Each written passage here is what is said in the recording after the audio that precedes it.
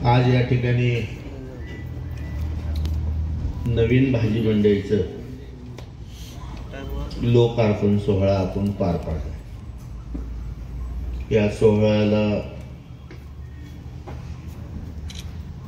उपस्थित असलेले प्रमुख पाहुणे म्हणून आपल्या करमाळा शहराचे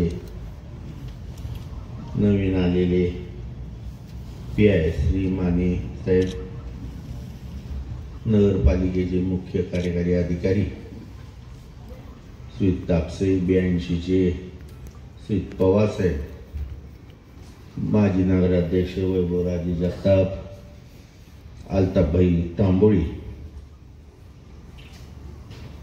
सातत्याने संघर्ष आणि अन्यायाला वाचा फोडणारे आमचे महेशजी चिवटे, कृषी अधिकारी आमचे देवराव चव्हाण साहेब, आमचे प्रसिद्ध आणि मोठे व्यापारी पिंटू शेठ गोगळे, उपनगराध्यक्ष अहमदजी कुरेशी, सोमनाथजी चिवटे, मला वाटतं फंड आहेत, आमचे युवक आणि धडाडीचा आणि सामाजिक कामामध्ये धडाडीने काम करणारा, स्वतःची ओळख निर्माण करणारे आमचे प्रशांत ढाळे। वेळ खूप झालाय। आदरणीय व्यासपीठ, उपस्थित सर्व शहरवासी, या ठिकाणी मला वाटतं दोघा तिघांची भाषणं झाली। संयोजकांनी आणि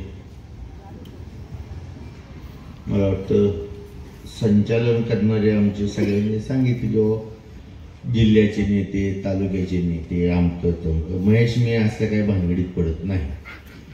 मी आता साधा माणूस आहे, तुमच्यात बसणारा माणूस आहे, ह्यांच्यात बसणारा माणूस। मला नेता होण्यामध्ये रस नाही, मला सेवक होण्यात रस आहे। आणि हे माझ्या वडिलांपासून चालत आले।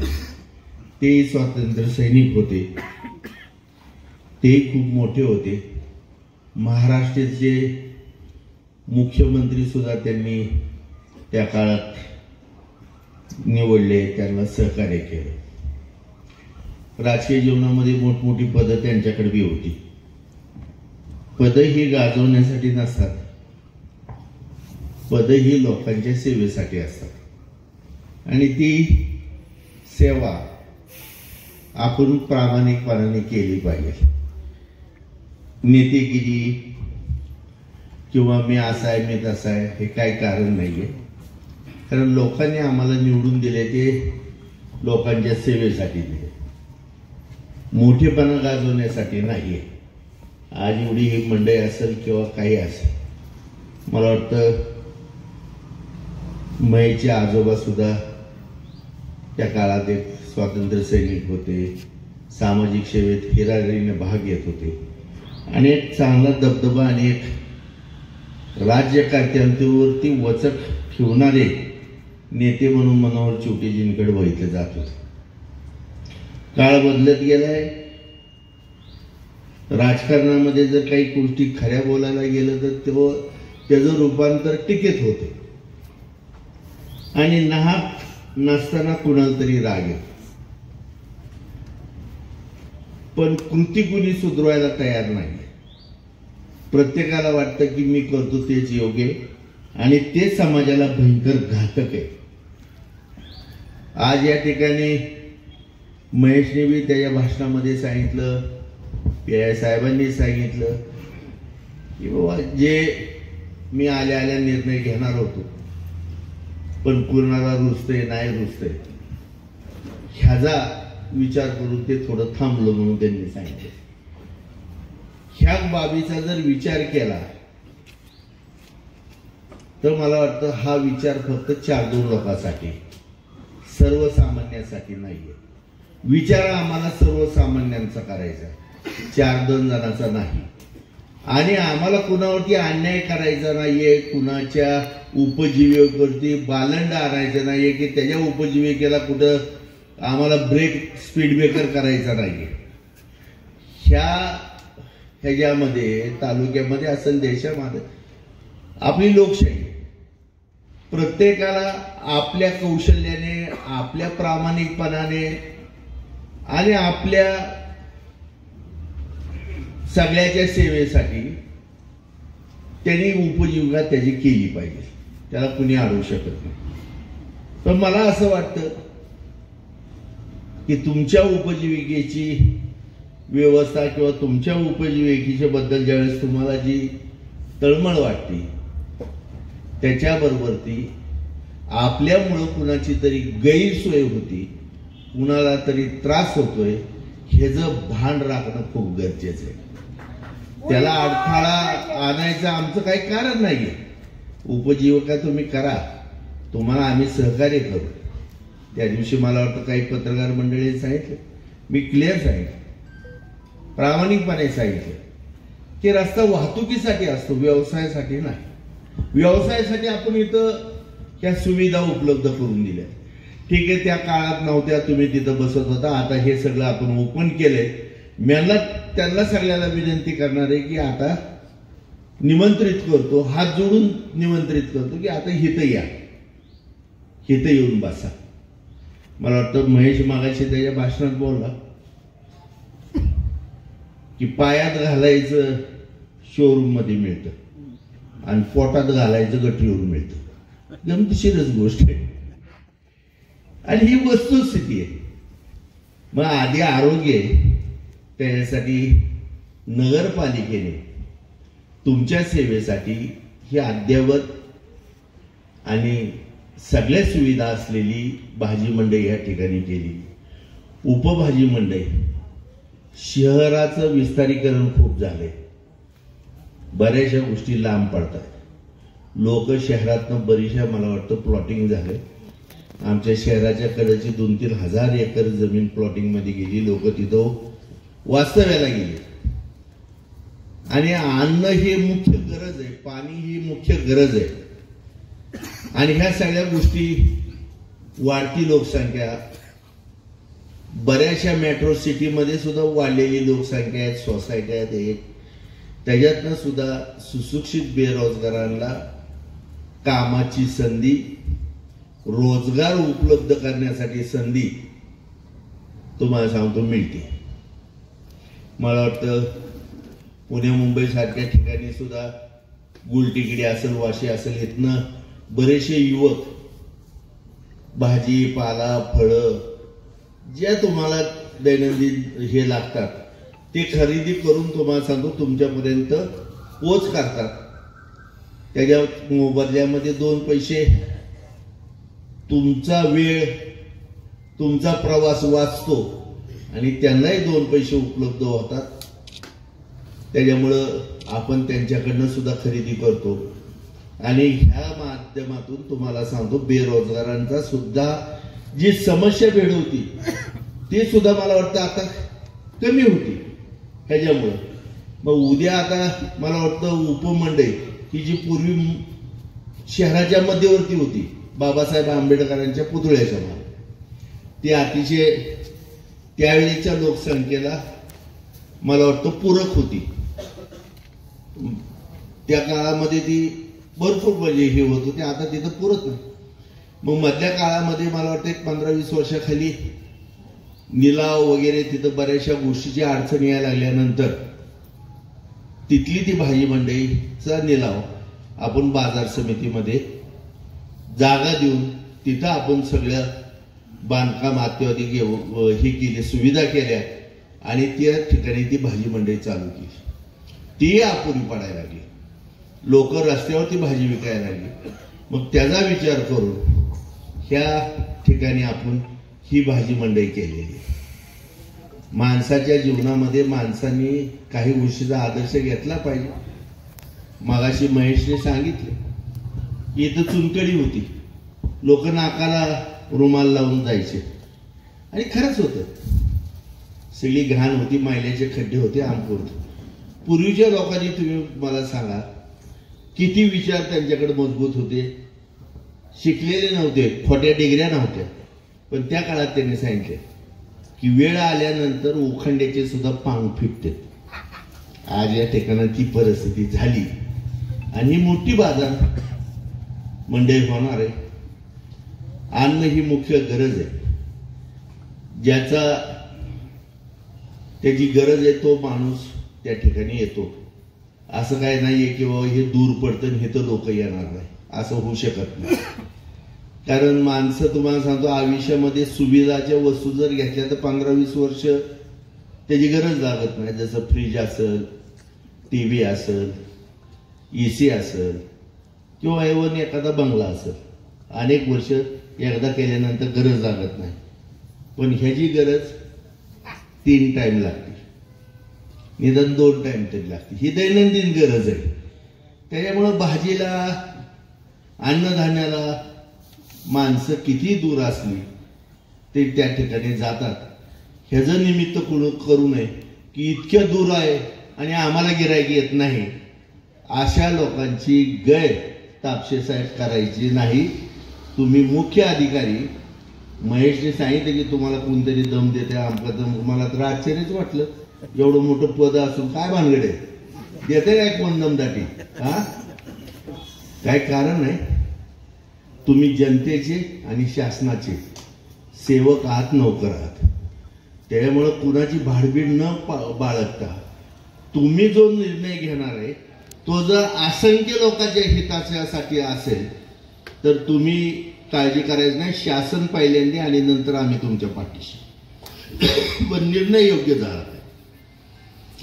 मला या ठिकाणी एवढंच सांगायचं किंवा आज ह्या ठिकाणी मला वाटतं तर आपल्याला भाजी मंडईचं असं कुणी निमित्त करू नये, दूर जाणार आहे. आता महेशने सांगितलं आपण तो रस्ताही करून घेऊ.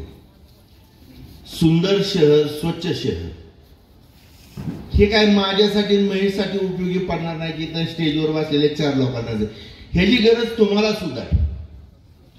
पण अलीकडच्या काळामध्ये काय झालंय की कुणी कुणाचं वाईट व्हायचं ह्या मानसिकतेमध्ये तुम्हाला सांगतो चुकीच्या लोकांचं ह्या क्षेत्रामध्ये बस्तान मजबूत व्हायला लागले. त्यामुळे तुम्हाला सुद्धा संघर्ष करावा लागणार आहे, उठावं लागणार आहे. कारण आम्ही बी जो संघर्ष करतोय तो तुमच्यासाठी करतोय, आमच्यासाठी करत नाही.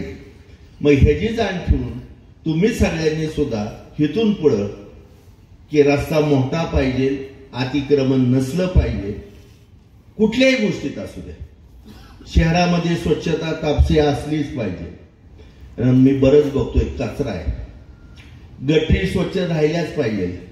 ज्यांची नवीन बांधकामं चालू आहेत आणि त्यांचा जर रस्त्यावरती गटरीपाशी जर वाळू, खडी, विटा जर हा मटेरियल पडत असेल तर त्याला दंड आकारला पाहिजे, त्याचा बांधकाम परवाना थांबवला पाहिजे. ह्या सगळ्या गोष्टीची आता इथून पुढे काटेकोरपणाने तुम्हाला सांगतो अंमलबजावणी झाली तरच ह्या तालुक्यातल्या सगळ्या लोकांना सुख लागणार आहे. मग मी ह्या पार्टीचा, मी त्या पार्टीचा, इतक्या वर्ष झालं आम्ही त्या पार्टीत राहिलो, आमचा काय फायदा झाला? झाला बाबा तोटा, बदल पार्टी. मी तर ह्या मताचा माणूस आहे. काय तू तर काय माझा मावस भाऊच आहे त्या बाबतीत. तुला तरी खूप आपण दोघं सारखेच आहे. समजा करा हो, तुम्ही करा. तुमचा आनंद तुम्ही व्यक्त करत असताना ह्या गोष्टीचं भान ठेवा की तुमच्या अवतीभोवतीच्या लोकांना त्रास झाला नाही पाहिजे आणि तुम्ही मनसोक्त आनंद उपभोगा. पण लोकांना त्रास देऊन तुम्ही आनंदी होऊ नका. तो आसुरी आनंद आहे, तो श्रापाचा आनंद आहे आणि तो जास्त टिकत नाही. म्हणून मला सांगायचं की जे कोणी असेल, मला कुणाची नाव गाव घ्यायची काही कारणच नाहीये, पण उद्या तापसे भाजी मंडई हित आली पाहिजे. तुमची पॉवर जबाबदारी आहे. रस्त्यामध्ये अतिक्रमण राहिले नाही पाहिजे.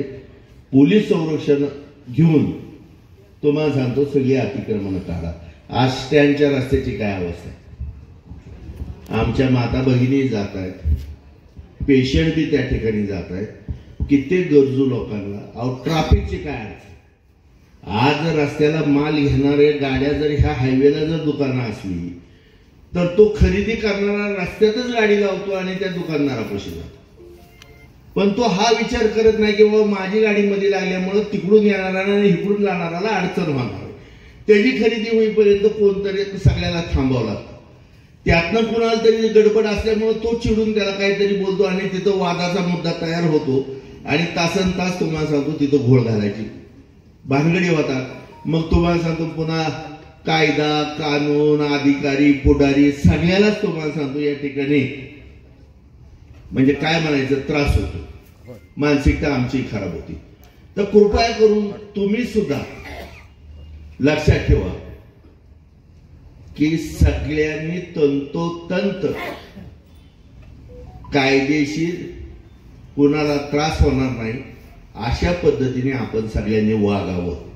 तरच तुम्हाला सांगतो सुंदर शहर स्वच्छ शहर ही जी संकल्पना आहे ती तुमच्या आमच्यामध्ये प्रत्यक्षात उतरणार आहे आणि त्याचा उपभोग तुम्हाला मिळणार आहे आणि तुम्ही सुखी राहणार आहे. या गोष्टीचा विचार करा. कचरा टाकताना सुद्धा डस्टबिन मध्ये टाका. किती रस्त्याला प्लास्टिकची कागद हे तुमच्या आरोग्याला घातक आहे. ह्या सगळ्या गोष्टी उद्या आता काही लोक म्हणतील मंडई खूप लांब आहे दूरच आहे वयस्कर माणसांनी कसे यायचं बाया माणसांनी कसे यायचं काय सुद्धा नाही. आता तुम्हाला सांगतो जामखेड चौकात खांडखुंड चालू आहे. सकाळी 6लाच माणसं उभारलेली असतात. कप काढताय कप काढताय कप काढताय मुंडी दे पेटा दे आमक दे तमक दे. मग गरज असल्याशिवाय तिथे येते का? ती काय घरी घेऊन जात नाही कुणाची. मग तशी सुद्धा इथे या ना कोथमिरीची पेंडी घ्यायला लिंब घ्यायला भाजी घ्यायला गरज आहे की आपली. त्यामुळं हे कोणी निमित्त सांगू नये. मला वाटतं अधिक वेळ घ्यायचं काही कारण नाहीये. उशीर झालाय.